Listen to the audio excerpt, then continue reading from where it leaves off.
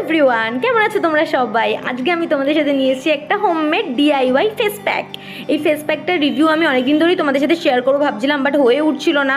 আর আমার শরীরটাও কয়েকদিন একদম ভালো ছিল না। তো জাস্ট আমি স্নানে যাব তার আগে ভাবলাম যে চলো ফেস প্যাকটা যখন অ্যাপ্লাই করছি তোমাদের সাথেও একটু শেয়ার করে নিই। তো ফার্স্টে আমি সুইস বিউটির ওয়াইপস দিয়ে আমার ফেসটা পুরো ক্লিন করে নিলাম।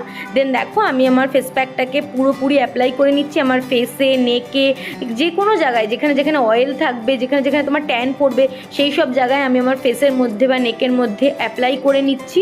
অ্যাপ্লাই করার পরে আমি ভাবলাম যে এখন কী করবো, 5 মিনিট তোমাকে টাইম দিতে হবে শুকোনোর মতন, 5 থেকে 10 মিনিট। দেন আমি একটু মাথাতে হেড ম্যাসেজ করে নেবো অয়েল দিয়ে।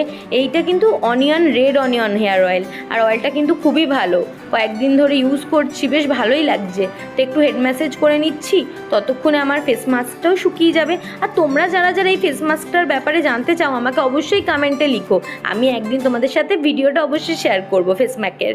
আর দেখো আমি ফেসটা ওয়াশ করে নিলাম। ফেসটা ওয়াশ করার পরে আমার আফটার গ্লোটা তোমরা দেখতে পাবে। এখন কিন্তু আমার ফেসে কিচ্ছু নেই।